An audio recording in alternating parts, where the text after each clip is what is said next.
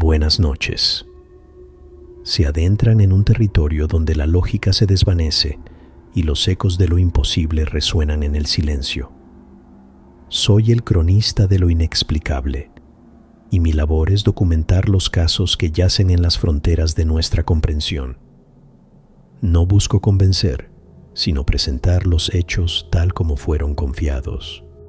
Las historias de hoy nos congregan en esos lugares de paso, islas de luz en la inmensa oscuridad de la carretera. Las gasolineras, puntos de encuentro para viajeros y, en ocasiones, para presencias que no buscan combustible, sino algo mucho más profundo. Abran su mente y escuchen con atención. Lo que está a punto de ser narrado sucedió.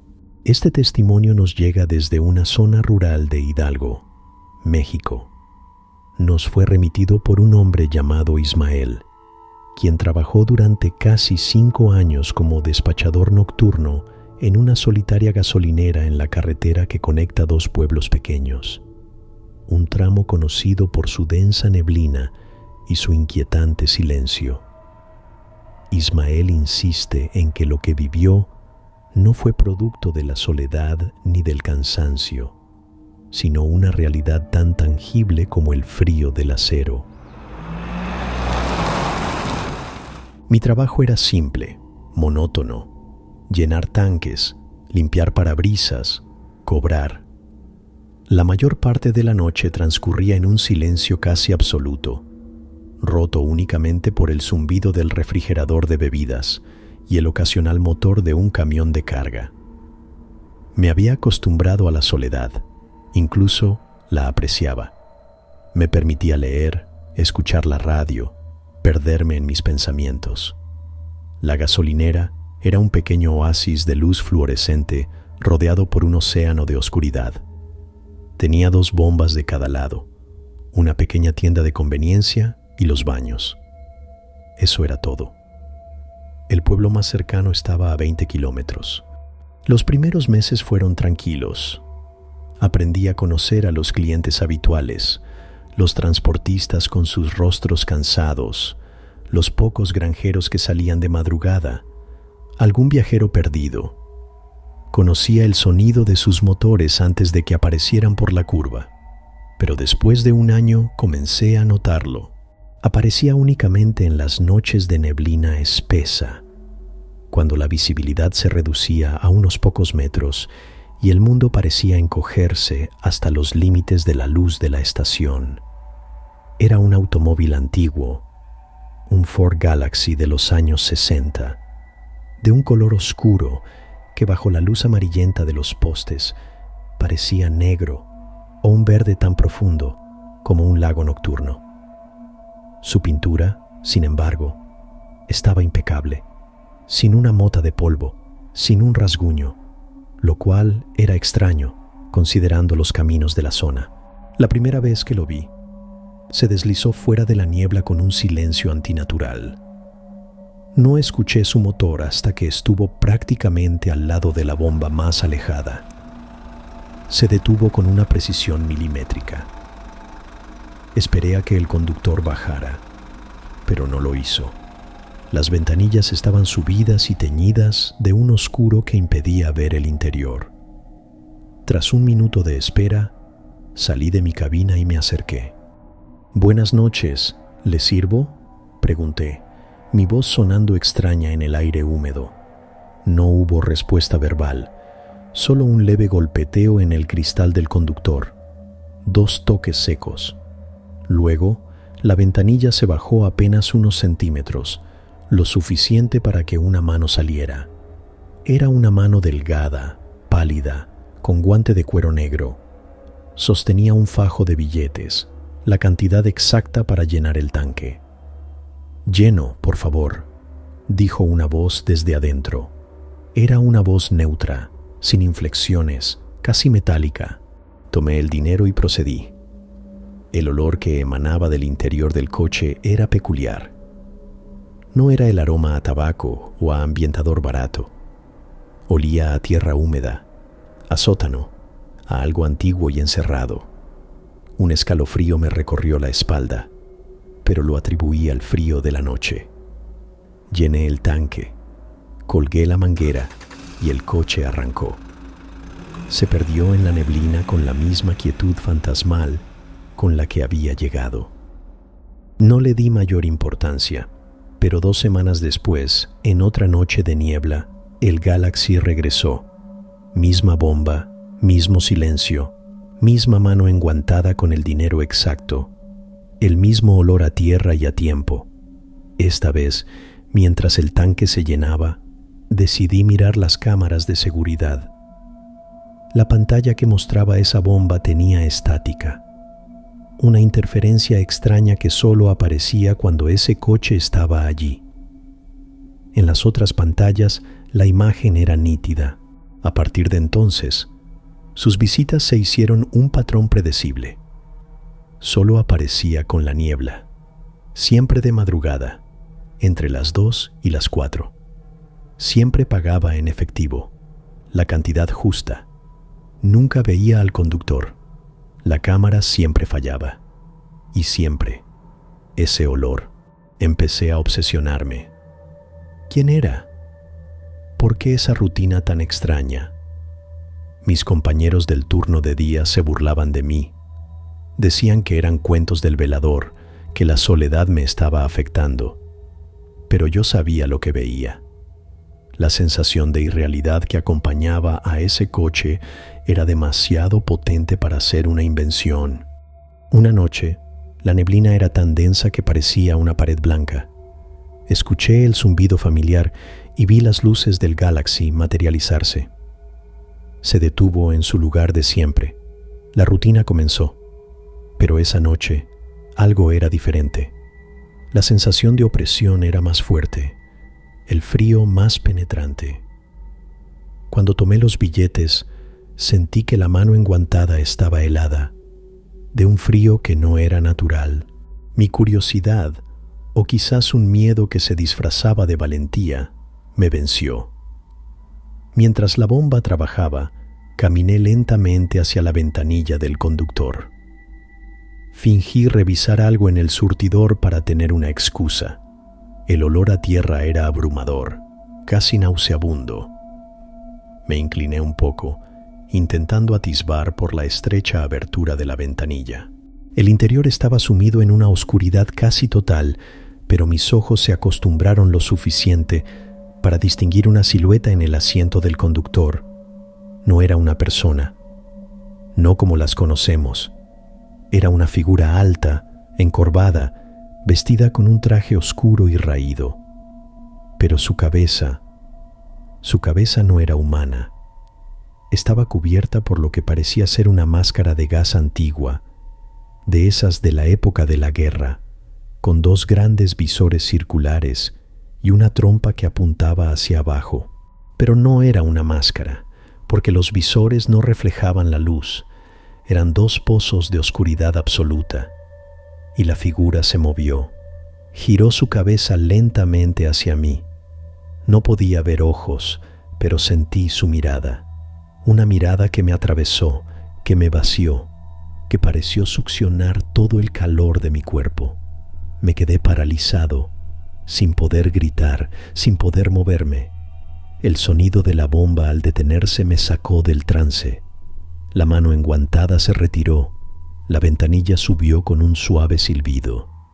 El coche arrancó en silencio y se disolvió en la niebla. Caí de rodillas. Temblaba de una forma incontrolable. Cuando finalmente pude ponerme en pie y volver a la cabina, me miré en el pequeño espejo que teníamos. Había un mechón de mi cabello, justo en la sien, que se había vuelto completamente blanco. No volví a trabajar en el turno de noche. Pedí mi cambio al día siguiente. El Galaxy nunca más apareció durante mis turnos diurnos.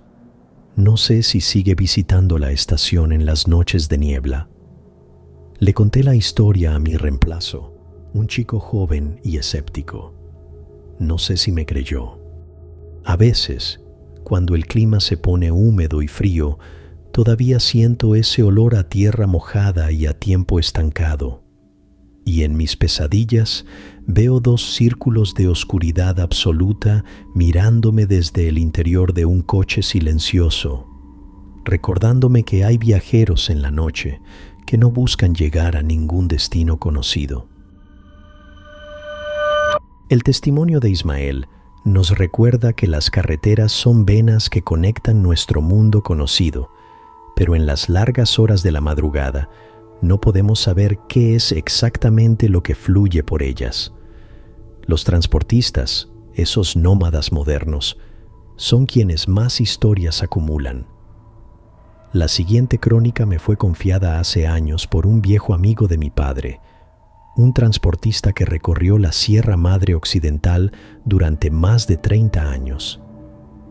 Él juraba que en ciertos tramos, la carretera misma decide a quién ayudar y a qué precio. Mi padre tenía un amigo, Ramiro, un hombre forjado en diésel y asfalto. Su rostro era un mapa de las carreteras de México y sus manos, callosas de tanto aferrarse al volante, habían guiado incontables toneladas de mercancía a través de montañas y desiertos. Ramiro no era un hombre de fantasías, era práctico, directo y con los pies bien puestos sobre la tierra. Por eso, cuando en una tarde de domingo, con un café en la mano, me contó esta historia, supe que no era una invención.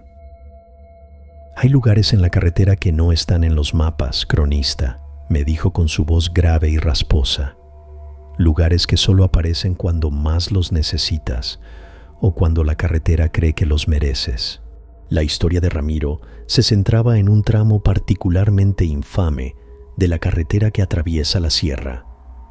Un camino de curvas cerradas, barrancos profundos y un clima traicionero que podía pasar de un sol radiante a una tormenta torrencial en cuestión de minutos.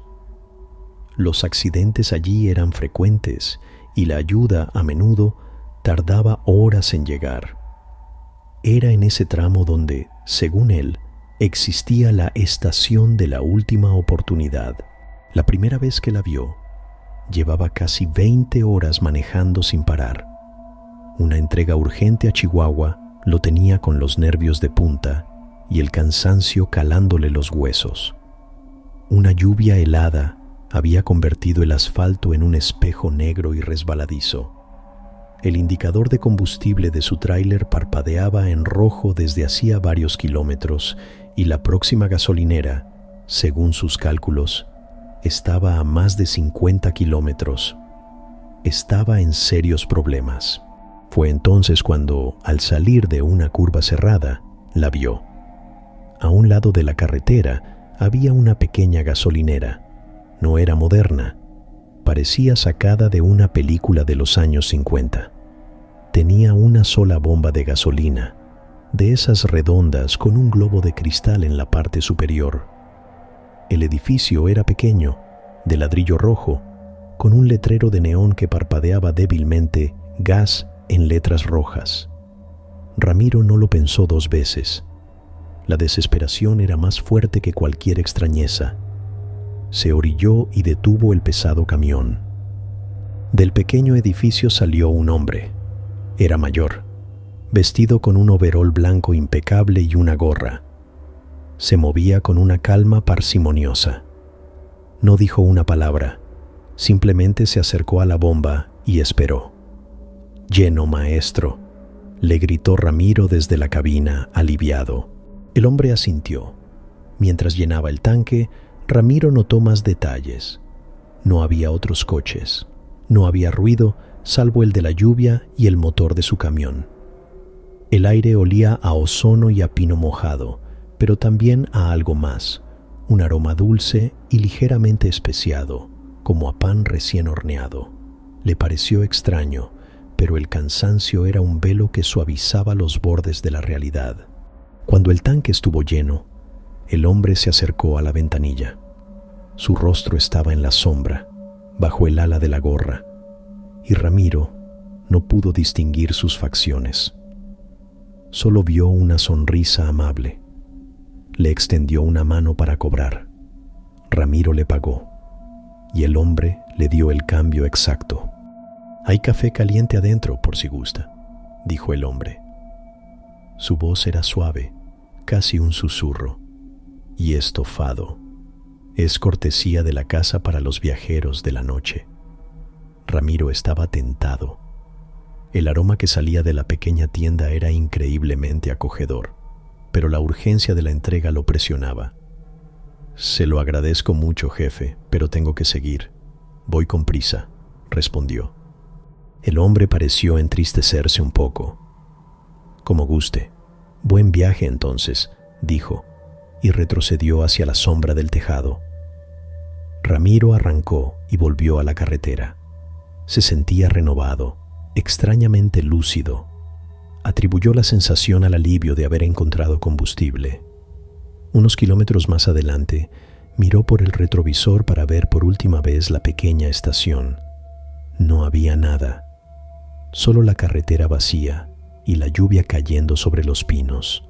Pensó que lo había imaginado, un espejismo producto del agotamiento, pero el indicador de combustible marcaba lleno.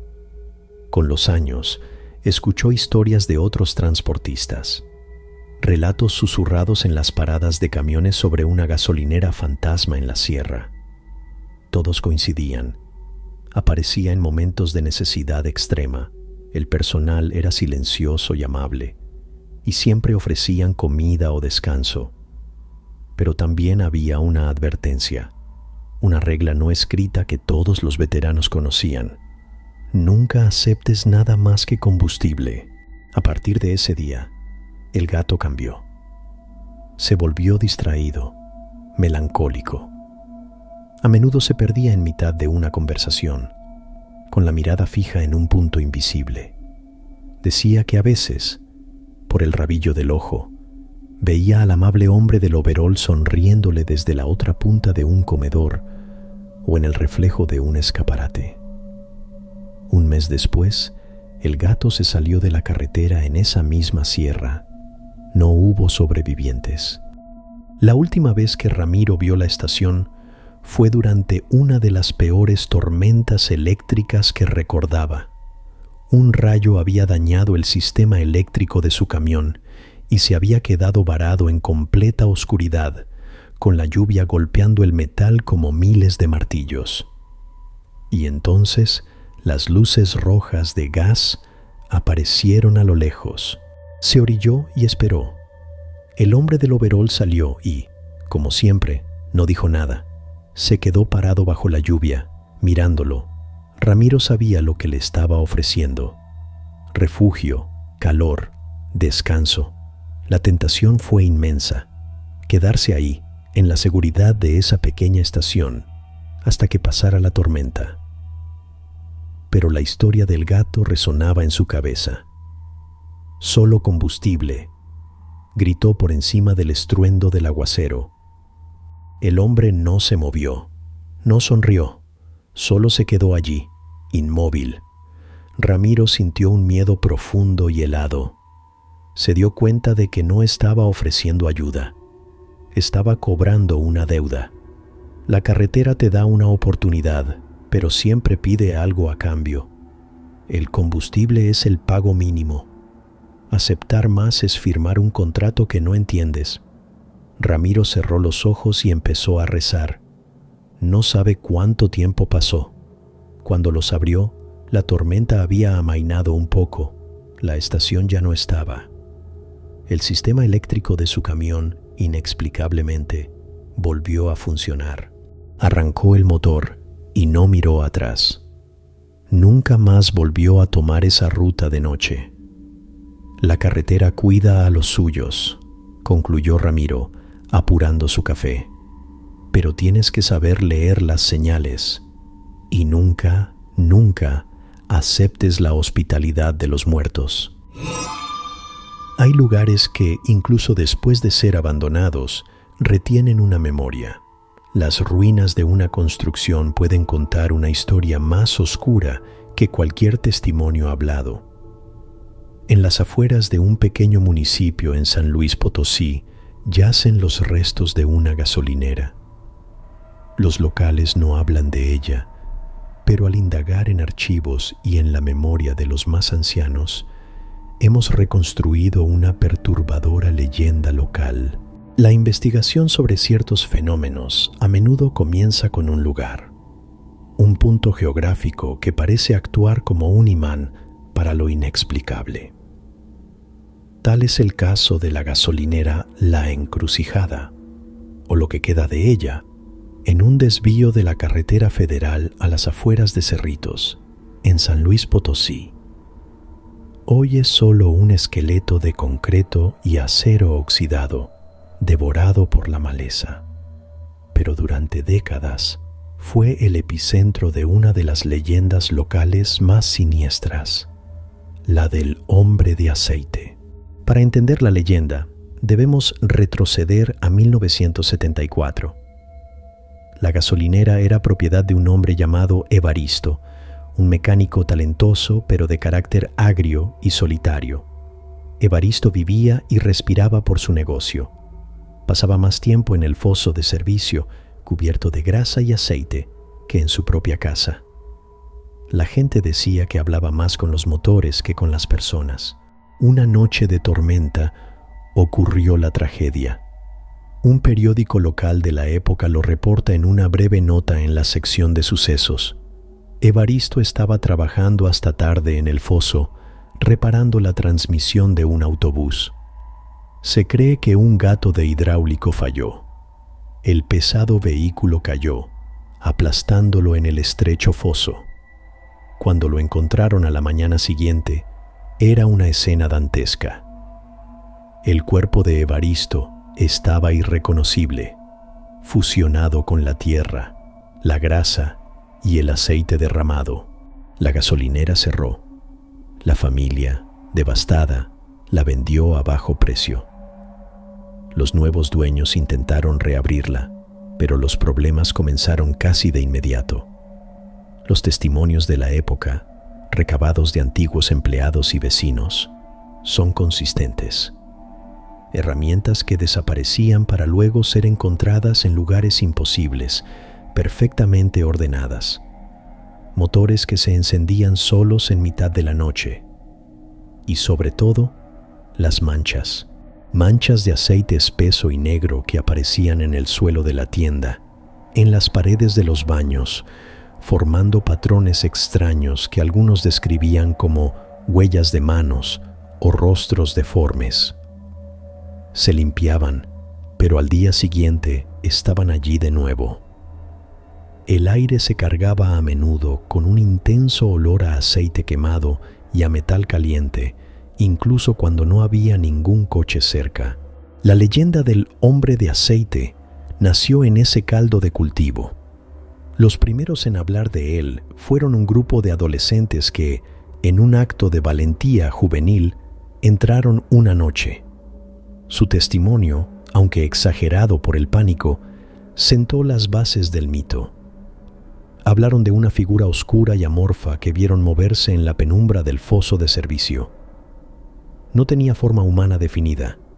Era más bien una masa de algo viscoso y oscuro que parecía pulsar con vida propia. Huyeron cuando esa cosa empezó a deslizarse por la pared del foso hacia ellos, dejando un rastro brillante y oscuro. La gasolinera cambió de dueños varias veces, pero nadie duraba mucho. El lugar adquirió una reputación macabra. Los camioneros evitaban parar allí de noche. Decían que a veces las luces de la estación se encendían solas y que se podía ver una silueta oscura moviéndose detrás de las ventanas sucias de la tienda.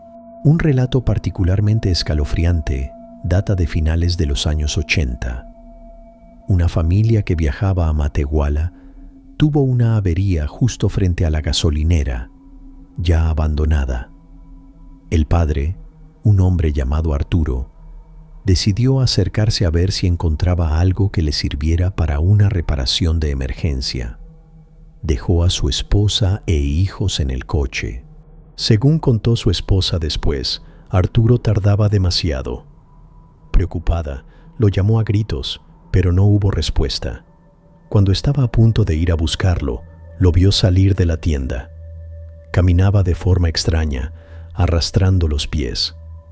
Al llegar al coche, su familia se horrorizó. Estaba cubierto de pies a cabeza por una sustancia negra, espesa y maloliente, como aceite de motor usado. Sus ojos estaban desorbitados y no podía articular palabra, solo emitía un sonido gutural. Lo llevaron al hospital del pueblo más cercano. Los médicos dijeron que había sufrido un shock severo y que la sustancia que lo cubría le había provocado quemaduras químicas en la piel. Arturo nunca volvió a ser el mismo.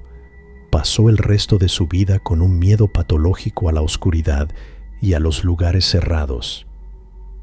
El último suceso documentado es más reciente, de hace unos 15 años. Una pareja de jóvenes universitarios, exploradores urbanos aficionados, decidieron pasar la noche en la gasolinera para grabar un video. Colocaron cámaras infrarrojas y equipo de audio. Las grabaciones son perturbadoras.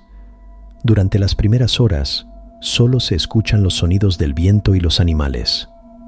Pero pasada la medianoche, los micrófonos captan un nuevo sonido, un gorgoteo húmedo y constante, proveniente del foso de servicio. En una de las cámaras se ve una mancha oscura empezar a resumar del suelo de concreto, extendiéndose lentamente como un líquido espeso. Los jóvenes, ajenos a esto, estaban en la tienda. De repente, la temperatura, según sus propios relatos, cayó en picado. Sintieron un frío pegajoso y un olor a aceite rancio que lo impregnaba todo. Entonces vieron cómo una sustancia negra empezaba a filtrarse por debajo de la puerta. No era un charco. Parecía tener volumen, moverse con intención. Presas del pánico, huyeron por una ventana rota, dejando todo su equipo atrás. El hombre de aceite no es un fantasma en el sentido clásico. La leyenda sugiere que Evaristo no murió del todo. Su obsesión, su esencia, se quedó atrapada en el lugar que era su mundo, fusionándose con la grasa y el aceite que fueron sus compañeros y su tumba. Es una entidad elemental, una manifestación de la memoria del lugar, una presencia que no busca venganza, sino simplemente existir, y que arrastra a su mundo pegajoso y oscuro a cualquiera que se atreva a invadir su taller. La noche vuelve a reclamar su silencio. Las historias que han escuchado esta noche nos dejan con una inquietud persistente, la sensación de que el mundo que habitamos es más frágil y extraño de lo que admitimos. Cada testimonio es un hilo en el vasto tapiz de lo inexplicable. Quizás ustedes también tengan un hilo que añadir. Si han vivido algo que desafía la razón, si conocen una crónica que merece ser contada, este es su espacio. Compartan sus vivencias en los comentarios o también al correo bandejadehistorias@gmail.com. Su historia podría ser la próxima que documentemos. Les agradezco por acompañarme en esta vigilia. Sigan su camino con cautela y recuerden que incluso en los lugares más comunes puede aguardar lo extraordinario. Soy el cronista de lo inexplicable. Hasta nuestro próximo encuentro.